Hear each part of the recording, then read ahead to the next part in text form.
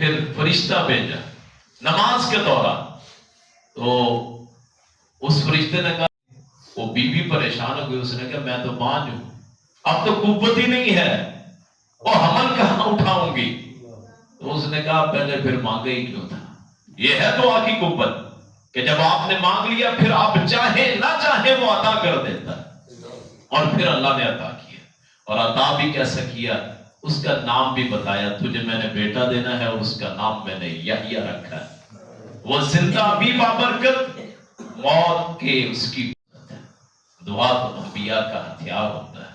غزوہ خندق میں کافروں نے مدینے کو گھیر لیا، 10,000 صحابہ کہتے ہیں پیٹوں پہ پتھر بندے ہوئے، ایک صحابی بے ہوش ہو گیا، اٹھایا گیا، کیا ہے؟ پیٹ پہ پتھر بندھا، وہ اللہ کے رسول کے پاس لائے، جی حالات اتنے دشوار ہیں، تو آپ نے کہا آپ نے فرمایا میں بتانا نہیں چاہتا تھا، آپ نے اپنا قمیض اٹھایا تو آپ کے پیٹ پہ 2 پتھر بندھے ہوئے تھے۔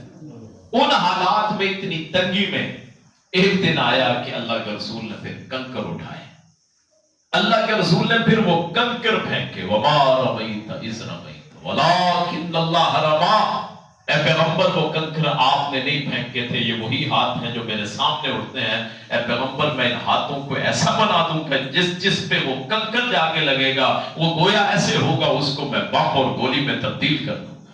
صحابہ کہتے ہیں پھر وہ پورے لشکر وہ چلے گئے، اور اللہ کے رسول نے وہ شہرائے آفاق کلمہ فرمایا کہ اب اس کے بعد مدینے پہ کوئی حملہ نہیں کر سکتا، اور پھر ایسا ہی ہوا، پھر اللہ کے رسول گئے، فتح مکہ کیا، وہاں اس منظر میں آپ سوچیں ذرا کہ جہاں آپ کو سجدہ نہیں کرنے دیتے تھے، آپ نے سجدہ کیا، آپ کے اوپر کیا رکھ دی انہوں نے؟ اونٹ کی اوجڑی، جہاں آپ پہ پتھر برسائے گئے، جہاں آپ پہ کوڑا پھینکا گیا، جہاں آپ کو مذمم کہا گیا، محمد ہے اس کو کہا مذمم، نعوذ باللہ، جس جگہ کھڑے ہو کے آپ کے تائی ابو لہب نے کہا تھا کہ تبا لک یا محمد، محمد تو تباہ و برباد ہو جائے، جس خانہ کعبہ کی آپ نے چابی مانگی تھی عثمان بن طلحہ سے، اس نے کہا میں تجھے چابی نہیں دوں گا، باقی ہر بندے کو دے دوں گا۔ فتح مکہ آیا تو وہی عثمان، آپ نے کہا عثمان کہاں ہے؟ تو آئے، آپ نے کہا چابی لاؤ ذرا۔ یہ ہوتی ہے دعا کی تاثیر، یہ ہوتی ہے ربنا انصرنا علی القوم الکافرین، اے رب کائنات ہمیں کافروں پہ فتح عطا فرما۔ تو وہ چابی لے کے آئے، آپ نے فرمایا کیا خیال ہے، ایک دن یاد ہے مجھے اس خانہ کعبہ میں تو نے جانے نہیں دیا تھا؟ اس نے کہا جی اب تو آپ مالک بن گئے ہیں، تو آپ نے فرمایا یہ چابی تو رکھ، قیامت تک تیرے خاندان میں یہ چابی رہے گی، اور آج بھی وہ جو خانہ کعبہ کے وہ چابی جس کے پاس ہے وہی وہ عثمان، ان کا وہ خاندان ہے جن کے پاس آج بھی چابی ہے۔ وہ پاک مقدس جگہوں پہ آپ نے جو جو کلمات فرمائے تھے، ایک بات سنا کے ہم بات آج مختصر کرتے ہیں، انشاءاللہ اگلے مہینے ہم بیان کریں گے۔ عدی بن حاتم، حاتم تائی کا نام سنا ہے آپ نے؟ عدی، ان کا بنو طے قبیلہ فتح ہو گیا، مسلمانوں نے فتح کر لیا، عدی بھاگ گئے۔ کس کا بیٹا ہے؟ حاتم تائی کا، اس کی بہن حاتم تائی کی بیٹی، وہ قیدی بن گئی، خاندان بھی قیدی بن گیا، پورا قبیلہ۔ تو اللہ کے رسول صلی اللہ علیہ وسلم مال غنیمت تقسیم کرنے لگے تو وہ بیٹی کھڑی ہو گئی، اس نے کہا اے محمد صلی اللہ علیہ وسلم، ابھی مسلمان تو نہیں ہوئی تھی، اس نے کہا آپ کو پتا ہے میں کس کی بیٹی ہوں؟ آپ نے فرمایا تیرا باپ کون ہے؟ اس نے کہا میرا باپ حاتم تائی۔ آپ نے فرمایا محمد تو سخیوں سے پیار کرتا ہے، اجا تو آزاد ہے؟ اس نے کہا میری آزادی کا کیا فائدہ ہے، میری قوم تو غلام ہے۔ آپ نے فرمایا تیرے باپ کی سخاوت کی وجہ سے میں نے تیرے قبیلے کو بھی آزاد کر دیا، سب کو چھوڑ دیا۔ یہ جو عدی تھا یہ بھاگ کے چلا گیا یمن میں بھاگ گیا، وہ وہاں سے بہن صفانہ اس کا نام تھا، وہ وہاں سے گئی یمن میں، تو عدی کہنے لگا آ گئی اپنی بے عزتی کروا کے۔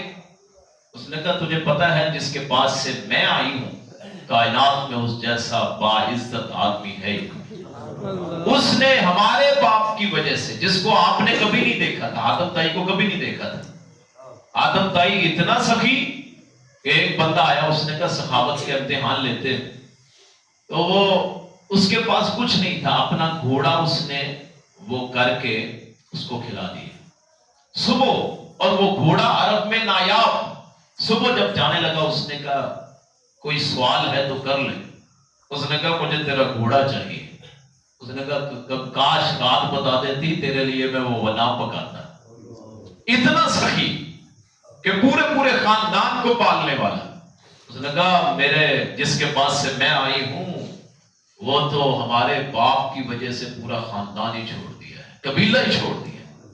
اس نے کہا اچھا، تو اس نے کہا پھر، اس نے کہا یہ چادر دی ہے محمد الرسول اللہ صلی اللہ علیہ وسلم، یہ چادر امان ہے، آئیں چلے۔ ادی جب آئے تو رسول اللہ صلی اللہ علیہ وسلم مسجد نبوی میں بیٹھے، اس نے کہا کوئی اس کی کوٹھی ہوگی، بنگلہ ہوگا، شاید کوئی بڑی بلڈنگ ہو، یہ حکمران ہے، اس کو تو نہیں پتا تھا کہ یہ خاتم النبیین ہے۔ آپ اتنے درویش جہاں چاہے بیٹھ جاتے، صحابہ کہتے پتہ ہی نہ چلتا نبی کون ہے، صحابی کون ہے، صلی اللہ علیہ وسلم، اتنے سادہ۔ آپ نے فرمایا ادین الفار من رسول اللہ، من اللہ و من رسول اللہ، ادی تو اللہ اور رسول سے بھاگ کے گیا۔ اس نے کہا جی اب تو میں آ گیا ہوں۔ آپ نے فرمایا آج تیری مہمان نوازی محمد کرے گا صلی اللہ علیہ وسلم۔ آپ ساتھ لے کے گئے وہ حجرہ، اللہ ہمیں زیارت نصیب فرمائے جو اس مسجد کے ساتھ ہے، کہ وہ جو آپ کا گھر ہے اور آپ کا ممبر ہے وہ جنت کے ٹکڑوں میں سے ٹکڑا ہے، اللہ وہاں نماز پڑھنے کی توفیق عطا فرمائے۔ داخل ہوئے تو ادی نے کہا یہ مجھے کہاں بٹھائیں گے؟ تو آپ چارپائی تک نہ تھی، ہمارا گھر کون ہے جس میں بیڈ اور کرسیاں اور یہ چارپائیاں نہ ہو، غریب سے غریب جتنا بھی کیا گزرا، یہ محمد کریم ہے صلی اللہ علیہ وسلم جن کی امت خودکشی کرتی ہے اس لیے کہ ہمارے پاس پیسے نہیں، نوجوان اس لیے خودکشی کرے کہ غربت ہے، گھر کے اخراجات پورے نہیں ہوتے۔ ہمارے اور آپ کے پیغمبر تو وہ پیغمبر ہیں جنہوں نے پورا مہینہ، حضرت عائشہ کہتے پورا مہینہ گھر میں آگ نہیں جلتی تھی، پوچھا پھر گزارا کیسے ہوتا تھا؟ فرمایا اس وقت 9 بیویاں تھیں، گزارا نہیں ہوتا تھا۔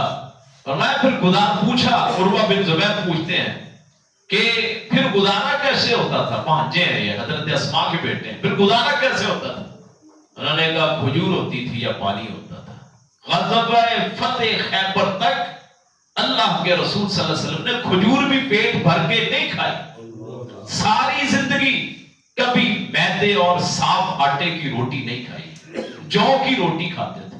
کھاتے کیسے تھے کہ چکی میں پیستے تھے، پھر ان کو ہاتھ پہ رکھتے تھے، پھونک مار کے وہ جو بچ جاتا اس کو پانی میں گھول کے پھر پی لیتے تھے۔ یہ میرے اور آپ کے پیغمبر ہیں جن کی ہم یہاں سیرت بھی بیان کرتے ہیں، صورت بھی بیان کرتے ہیں۔ کاش اس امت کو پتہ چل جائے کہ غربت کی وجہ سے خودکشی نہیں کرتے۔ اللہ رزاق ایک ہوتا ہے رازق، وہ رزاق ہے مبالغے کا صیغہ، بار رزق دیتا ہے اور ہمیشہ دیتا ہے۔ ادی کہتے ہیں میں نے سوچا کہاں بٹھائیں گے، تو آپ نے وہ چادر اتاری جس کو قرآن کہتا ہے یا ایھا المدثر، اے کالی کملی والے اٹھئے قم فانذر، لوگوں کو ڈرائیے۔ آپ نے وہ چادر اتاری، میں اس چادر کیا، چادر کے بنانے والے کیا، چادر کی اگر کوئی مٹی لگی ہو اس پہ بھی میرا سارا کچھ قربان، محمد الرسول اللہ کے جسم پہ لگنے والی اس چادر کی میں خاک پہ قربان صلی اللہ علیہ وسلم۔ کہتے ہیں آپ نے وہ نیچے بچھا دی، میں نے کہا یہ آپ خود بیٹھیں گے؟ عدی کہتے ہیں مجھے نیچے بٹھائیں گے، آپ چادر پہ بیٹھیں گے؟ آپ نے کہا عدی اس چادر پہ بیٹھ جاؤ۔ اس نے کہا آپ کہاں بیٹھیں گے؟ آپ نے کہا میرا کیا ہے، میں نیچے بیٹھ جاتا ہوں۔ پھر آپ نے کہا، اس نے کہا میں نے دیکھا گھر میں کوئی کھانے کی چیز ہی نہیں ہے، صرف تلوار لٹکی ہوئی ہے، جنگ کا سامان ہے۔ اس رسول کی امت نے اپنے پیٹ کی خاطر اللہ کے مقدس فریضہ جہاد کو چھوڑا۔ آج کتنا خوف ہے، بیٹھے یہاں ہوتے ہیں تو پاکستانیوں کو پکڑ کے غیر ملکوں کے سپرد کرتے ہیں، کیا ہے جی ہم سے بال والے راضی ہو جائیں، ہماری ان سے سلام دعا ہو جائے، اپنے بندوں کو بیچ کے، اپنے بندوں کو بیچ کے ہم من حیث القوم بے شرمی کی انتہا پہ پہنچے کہ ہم اس لیے لوگوں سے تعلقات بیرونی دنیا سے بڑھانا چاہتے ہیں، اپنے شہریوں کو بیچ کے۔ ایسا وقت بھی آنا تھا اور وہ کہنے لگے کہ سوائے تلوار کے میں نے کوئی کھانے کی چیز نہیں دیکھی۔ تو آپ نے پھر سمجھ گئے، آپ نے کہا عدی تو آج پریشان ہے کہ کچھ نہیں ہے، ایک وقت آئے گا کہ میری امت کے یہ ہے دعا، آپ کے کلمات، اس کی پار، اس کی قوت، اس کی طاقت دیکھی، اور منہ مقدس حضرت محمد رسول اللہ صلی اللہ علیہ وسلم فرمایا ایک وقت آئے گا عدی کہ میری امت کی جہاں حکومت ہوگی کوئی زکات لینے والا نہ ہوگا۔ اور یہ عمر بن عبدالعزیز کا دور ہے۔ آپ نے فرمایا عدی آج تو گھبراتا ہے کہ امن اور سکون نہیں ہے، اے عدی ایک وقت آئے گا کہ ایک ہی گھاٹ پہ شیر اور بھیڑ وہ پانی پیئیں گے۔ ایک وقت آئے گا کہ شام کے ہیرا شہر سے ایک خالص تنہا عورت چلے گی، اس زیورات پہنے ہوں گے، وہ بیت اللہ کا حج کرے گی، طواف کرے گی، اسے سوائے اللہ کے کسی کا خوف نہیں۔ اے عدی تو آج سوچتا ہے کہ غربت ہے، ایک وقت آئے گا کیسر و کسرا کے کنگن میرے صحابیوں کو پہنائے جائیں گے۔ مکے سے ہجرت، یہ ہے دعا کی قوت، ہاتھ اٹھائے ہو یا نہ اٹھائے ہو، آپ ہجرت کر رہے ہیں۔ 4 افراد ٹوٹلی، حضرت رسول اللہ ہے، صدیق اکبر ہے، عامر بن فہیرہ ہے، اور ایک راستہ بتلانے والا پیچھے سراقہ بن مالک۔ 200 اونٹ کا اعلان ہو گیا، جو ابو بکر کو پکڑے محمد کو پکڑے صلی اللہ علیہ وسلم، اس دونوں کے لیے، دونوں کو پکڑنے پہ 200 اونٹ دیے جائیں گے۔ سراقہ یہ بھی اپنی قوم کا سردار ہے، پیچھے چل پڑا، اس نے کہا میں پکڑتا ہوں۔ قریب پہنچا تو صدیق اکبر کہنے لگے کہ اللہ کے رسول پیچھے کوئی آ رہا ہے، تو آپ نے فرمایا غم کرنے کی کیا ضرورت ہے، ہمارے ساتھ ہمارا اللہ ہے۔ آپ نے منہ میں کچھ پڑا، جو کہتے ہیں نا دعا نہیں کرتے تھے، ان کے لیے ہے حدیث کے الفاظ، آپ نے منہ میں کچھ پڑا، کہتے میں نے دیکھا کہ اس کا گھوڑا جو تھا وہ وہی صحرا میں دنس گیا، صحرا میں دنس گیا۔ اس نے کہا یہ کیسے ہو سکتا ہے، سخت زمین میں، ریت میں کیسے گھوڑا دنس گیا؟ اس نے کہا جی آپ ہماری جان چھوڑ دیں، آپ اللہ سے دعا کریں تو میں آپ کے خلاف نہیں ہوں گا۔ 2 مرتبہ ایسے ہوا، آخر اس نے پھر آپ سے وعدہ کیا کہ اے اللہ کے رسول صلی اللہ علیہ وسلم کلمہ بھی پڑھتا ہوں اور جو آپ کے پیچھے آئے گا اسے واپس بھی کروں گا۔ اس وقت آپ نے جو الفاظ فرمائے تھے وہ حضرت عمر کے دور میں پورے ہوتے ہیں۔ آپ نے فرمایا اے سراقہ تیرا کیا خیال ہے، تیری حالت کیا ہوگی جب کسرا اور کیسر کے کنگن تجھے پہنائے جائیں؟ کسرا کے، حضرت عمر کے دور میں ایران فتح ہوتا ہے، وہ کنگن لائے گئے بادشاہ کے سونے کے، تو حضرت عمر پکارتے ہیں کہاں ہے سراقہ؟ ان کو نہیں پتا تھا اللہ کے رسول نے فرمایا، اس حدیث کا اس حضرت عمر کو نہیں پتا تھا۔ یہ ہے دعا کی قوت کہ کہاں دعا کی تھی جب 4 افراد مکہ چھوڑ کے جا رہے تھے، جن کی جان کو جن کے لالے پڑے ہوئے تھے، جو کبھی غار میں چھپتے ہیں 3 دن، کبھی چھپتے ہوئے جاتے ہیں۔ اس وقت کہا ہوا کلمہ، حضرت عمر نے کہا کہاں ہے سراقہ؟ سراقہ آئے، لائے گئے، انہوں نے کہا یہ کنگن پہنی ہے، تو سراقہ رونے لگ گئے۔ سراقہ کی آنکھوں میں آنسو آ گئے، اسے روتے کیوں ہو؟ اس نے کہا میرے پیر و مرشد، میرے آمنہ کے لال، وہ جن کے نام پہ ہم جیتے اور مرتے ہیں، جن کی حرمت ان پہ ہمارا سب کچھ قربان ہے، اس پیارے پیغمبر نے ہجرت کے موقع پہ فرمایا تھا اے سراقہ ایک وقت آئے گا جب کسرا کے کنگن تجھے پہنائے جائیں گے۔ یہ دعا کی قوت ہے۔ وہ لوگ جو دعا کے منکر ہیں، وہ جو لوگ دعا کے قائل نہیں ہیں، ان کے لیے سبق ہے کہ دنیا جہان کے جب سارے واسطے ٹوٹ جاتے ہیں میرے مولا کا سہارا رہتا ہے۔ آپ کو پسند نہیں ہے کہ لوگ غیر اللہ کے در پہ جانے کی بجائے مسجد میں بیٹھے ہاتھ اٹھائیں اپنے مولا سے مانگیں؟ کتنے لوگ جو غیر اللہ سے مانگتے، کتنے لوگ جو درختوں پہ دھاگے باندھتے، کتنے لوگ جو قبروں کو سجدے کرتے، مناجات کرتے۔ میں نے خود اپنی آنکھوں سے دیکھا، قبروں کو پوجتے، چومتے، سجدے کرتے، ہاتھ اٹھاتے، روتے کہ آپ اور مجھے پسند نہیں ہے وہی ہاتھ جو غیر اللہ کے سامنے اٹھے وہی ہاتھ اللہ کے سامنے اٹھے، اس کو بھی ہم منع کرنا چاہتے ہیں صرف اس بات پہ کہ اللہ کے رسول نے نہیں کیا۔ میں نے آپ کو دلائل سے کہا، انبیاء کی بھی سنت قرآن میں سے، احادیث کی سنت، ہاتھ اٹھائیں یا نہ اٹھائیں، اللہ سے پکار، اللہ سے ندا، اللہ سے گزارش، اللہ سے اپیل، اللہ کے سامنے اپنے آپ کو ٹیک دینا، وہ ماتھے کی صورت میں ہو، سجدے کی صورت میں یا رکوع کی صورت میں، یا رسول اللہ کی سنت۔ اور جو دعا کا منکر ہے، قرآن کہتا ہے ان الذین یستکبرون عن عبادتی سیدخلون جہنم داخرین، جو میری دعا سے اعراض کرتا ہے، میری دعا کو نہیں مانتا ہے، میں اسے جہنم میں ذلیل و رسوا کر کے داخل کرتا ہوں۔ دعا کا کیسے منکر ہو سکتا ہے؟ کہتے ہیں جی علیحدہ مانگے، علیحدہ مانگنا کہاں لکھا ہے؟ جمع کے سیغے آتے ہیں، ربنا ظلمنا انفسنا وان لم تغفر لنا وترحمنا لنکونن من الخاسرین۔ اللہ کے رسول کی سب سے پسندیدہ دعا کیا ہے؟ ربنا آتنا فی الدنیا حسنۃ وفی الآخرۃ حسنۃ وقنا عذاب النار۔ جمع کا صیغہ ہے۔ اللہ کے رسول، صحابہ، یہ کیسے ہو سکتا ہے؟ اور مسند بزار کی روایت ہے، عبداللہ بن زبیر ان سے روایت، حوالے کا میں ذمہ دار، کہ ایک بندہ سلام پھیرنے سے پہلے اس نے ہاتھ اٹھائے ہوئے دعا مانگ رہا، تو عبداللہ بن زبیر نے اسے کہا کہ اللہ کے رسول نماز کے بعد ایسے کیا کرتے تھے۔ واضح روایت، ایک ترمذی اور ابن ماجہ کی روایت کہ اللہ کے رسول صلی اللہ علیہ وسلم نے فرمایا، وہ امام جو صرف اپنے لیے مانگتا ہے، لوگوں کے لیے نہیں مانگتا، لوگوں کو شامل نہیں کرتا، اپنے آپ کے لیے مانگتا ہے، اگر کوئی امام ایسا کرے وہ لوگوں کی خیانت کرتا ہے۔ صحیح حدیث۔ اور یہاں ہم نے کہہ دیا جی امام مانگ ہی نہیں سکتا، نہ جمعے کے بعد نہ کسی اور موقع۔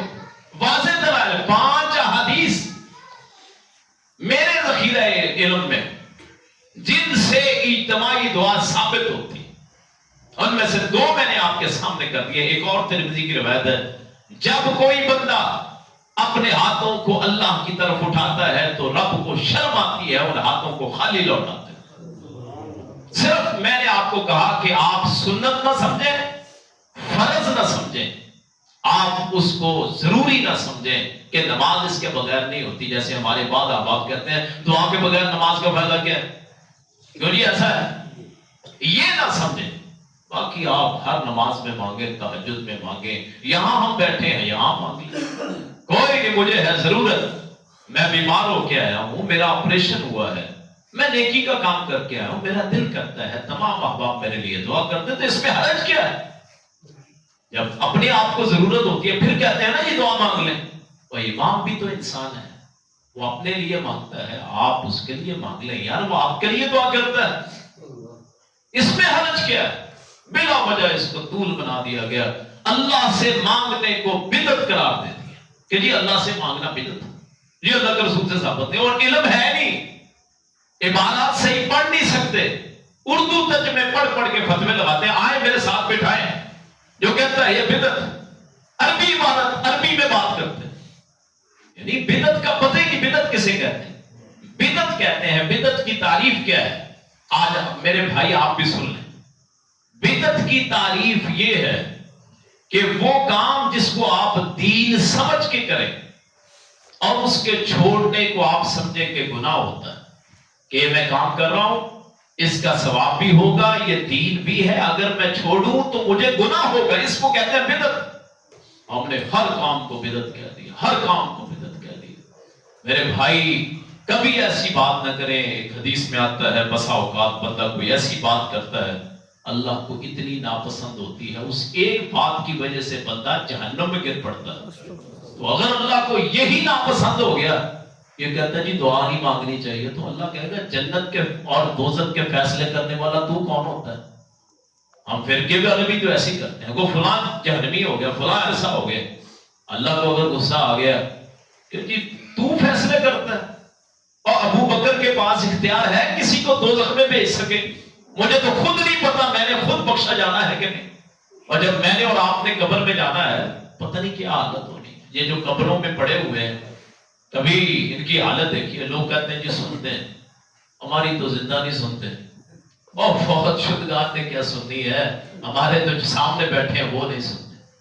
اونگ آ جائے تو پھر सुनता, और जब मनो मट्टी के नीचे चला गया फिर कैसे सुनेगा? ये ज़हन को समझाने की बात है। उस हय्युल कय्यूम से मांगिए जो हर वक्त सुनता है, हर वक्त हर आन सुनता है। कितना गलत अकीदा बना दिया कि जी कोई मुर्दा भी सुनता है। और अगर सुनते भी हैं मेरे भाइयों, अगर सुनते भी हैं तो जवाब तो कोई नहीं दे सकता, और उससे ज्यादा कौन माजूर होगा जो सुन तो सकता है जवाब नहीं दे सकता? वो तो फिर मोहताज हो गया।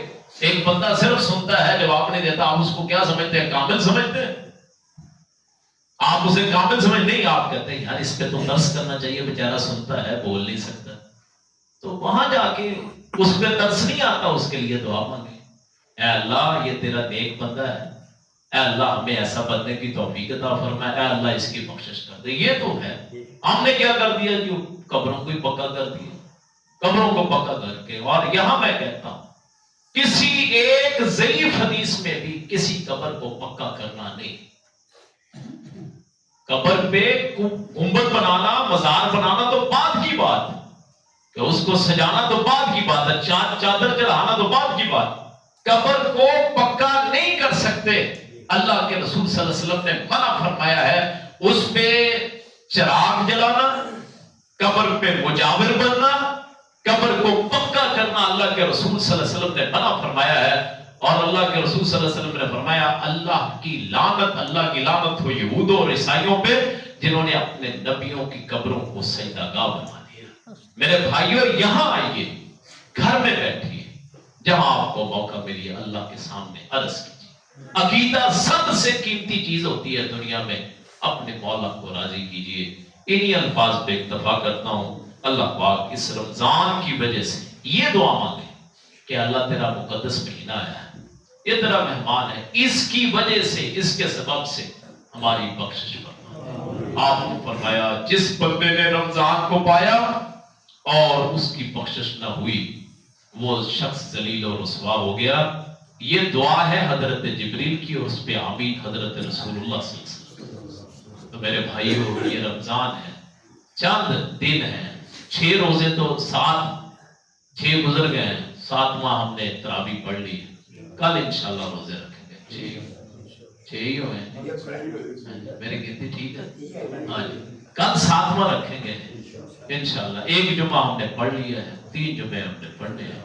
मस्जिदें देवबंदियों की हो, मस्जिदें अहले हदीसों की हो, मस्जिदें बरेलवियों की हो, मस्जिदें शियों की हो, वो अल्लाह की होती है, इनसे नफरत न कीजिए। मैं ये बात बार बार कहता हूं हर जगह। वो दिन आए कि हमारे आल हदीस उनके पीछे बरेलवी भी नमाज पढ़े, देवबंदी भी पढ़े, शिया भी पढ़े, ठीक है? वो शिया जो सहाबा को गाली नहीं देते, ठीक है जी? क्यों जी? हमारे बाल लोगों को बड़ी तकलीफ होती है इससे कि उनके पीछे कैसे नमाज होती है? जो कलमा गो है उसके पीछे नमाज होती है। हर बरेलवी वो आप समझते हैं कि वो शिरक करता है, किसी के दिल को किसी ने क्या देखा है, मजबूरी होती है। आज भी मैंने जुमे में कहा मौलवियों की तनख्वाहें ज्यादा कर दो, वरना मौलवी ये रस्में नहीं छोड़ेंगे। ये जो हम रस्में करते हैं, अल्लाह की कसम अब आपस में बैठे बगैर मसलक के, मैं ये 2-3 बातें अगर आप इजाजत दें तो कर लेते कि किसी ये जो खत्म तीजे साथे होते हैं, अब थक गए जी? अच्छा ठीक, गुस्ल देना ठीक, नेकी का काम है, गुस्ल देना बड़े सवाब का काम, गुनाह माफ होते हैं। किसी के पास चले जाएं जो ये रस्में करते हैं, उन्हें कहिए मौलवी साहब आए अलग बैठे, कुरान उसके सर पे रखें, खाए कसम के ये जो रस्में जायज है। वो आपको क्या बताएगा कि ये खाने पीने का मसला है। अल्लाह की कसम यही बात, दीन में कोई रस्म नहीं। मैं जो मर्जी कह रहा हूं, आप जो मर्जी कह, इनकी तनख्वाहें बढ़ाएं, ये बेदात और शिरक कम हो जाएगा। इनके पीछे नमाज पढ़े, बरेलवी भाइयों से मोहब्बत करें। जितना अल्लाह के रसूल के ये नाम लेवा है, जान छिड़कने वाले हैं, आपने तो देखेंगे। और रसूलुल्लाह का सैयदी मुर्शिदी कहते हैं, उनकी आंखों में आंसू आते हैं। यार उनको समझाएं, अकीदा तौहीद बताएं, नफरत न करें, उनके पीछे नमाज पढ़े। मैं पढ़ता हूं, देवबंदियों के पीछे नमाज पढ़े। कोई दिन ऐसा आए कि बरेलवी इमाम के पीछे सारे मकतब फिक्र हो, डिजकोट में अगर 4-5 ऐसे मौलवी आ जाए جیسے میں آپ کے سامنے بات کر رہا ہوں تو یہاں آمد نہ ہو جائے. ربیع الاول میں میری خواہش تھی اس سال بھی کہ یہ کانفرنس ہو جس میں سارے اکٹھے ہوں, سیرت النبی کے نام پہ, نبی کے نام پہ صلی اللہ علیہ وسلم, وہاں سارے بیٹھے ہوں ایک ہی, تو لوگوں میں یہ تاثر جائے یہ امت تو اکٹھی ہے. کہاں بکھر گئی تھی.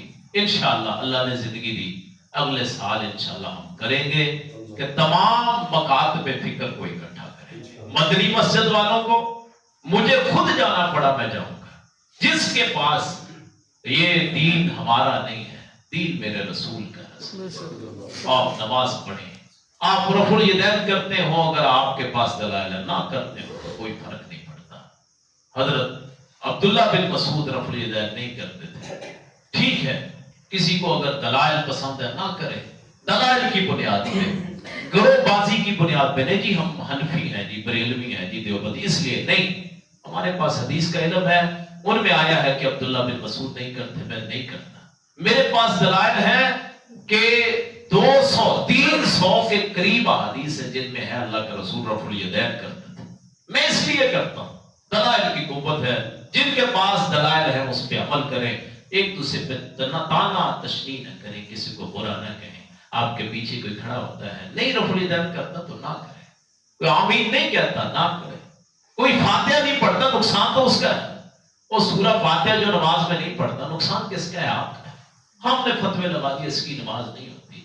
میرے بھائیوں جو پڑھتا ہے اس کو فائدہ ہوتا ہے, اس کی نماز کامل ہوتی. آپ اللہ ایسا دل لائے, یہ دعا ہے کہ اللہ پاک پورا ڈجکوٹ ایک امام کے پیچھے کھڑا ہو جائے. آمین. ہمارے مسلم پہ, میری مسجد میں چاہے مجھے نکال ہی دیں, لائیں بریلوی امام, دیوبندی امام, میں کھڑا کرنے کے لیے تیار ہوں, نماز پڑھنے کے لیے تیار.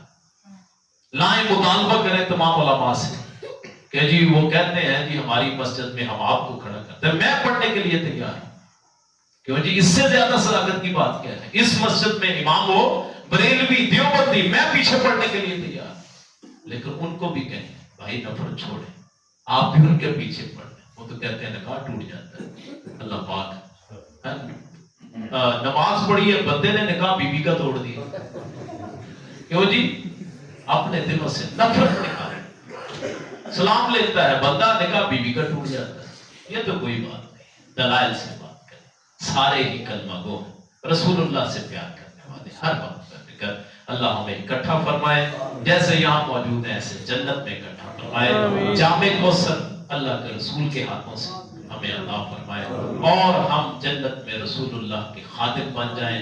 اہل بیت کا ساتھ نصیب ہو, جناب علی, جناب حسن حسین, ان کے ہم خادم ہوں, ان کی خدمت کریں, جنت میں اکٹھے ہو جائیں. آخر دعوانا ان الحمدللہ رب العالمین. بسم اللہ الرحمن الرحیم. الحمدللہ رب العالمین الرحمن الرحیم ایاک نعبد و ایاک نستعین اهدنا الصراط المستقیم صراط الذین انعمت علیہم غیر المغضوب علیہم ولا الضالین.